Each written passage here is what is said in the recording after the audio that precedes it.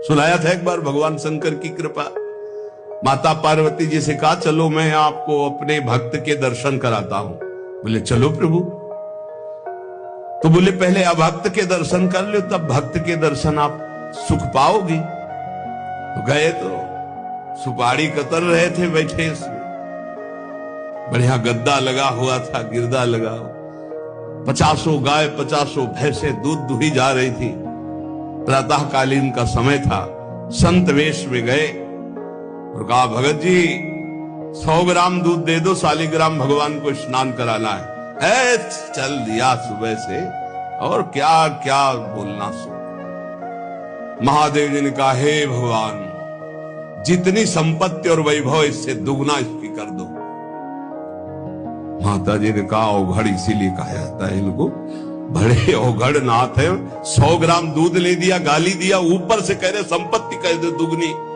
बोली नहीं पर अंदर अंदर बहुत विचित्र औढ़र दानी है इनका। आशुतोष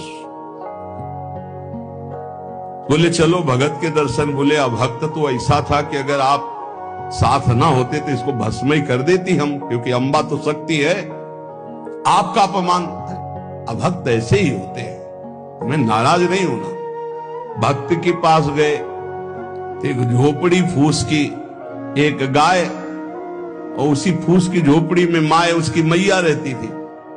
गए जो देखा संत तो साष्टांग दंडवत किया, आओ बैठो बैठाला।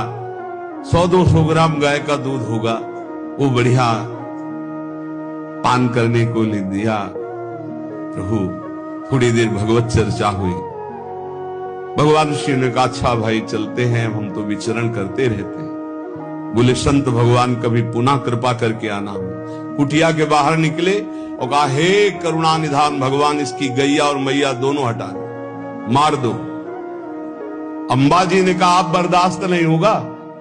100 ग्राम दूध नहीं दिया तो उसको दुगना संपत्ति दे दी, और एक गाय पूरा दूध आपको पिला दिया, और मैया बातचीत करने के लिए थी उसको भी आपने मार दिया। कहा कि ये क्या है? बोले अभी तुम नहीं समझे।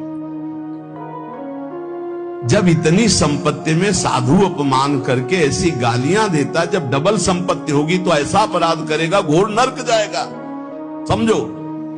और इसका कुछ मन मैया में जाता है, कुछ गैया में जाता है। दोनों भगवान के पास गए हुए अखंड हमारा चिंतन करेगा, ये हमें लीन हो जाएगा। माता जी का ये बात तो सही। तो बोले जिस पर मैं कृपा करता हूं, इस माया प्रपंच से उसे अपने स्वरूप में स्थित करता हूं।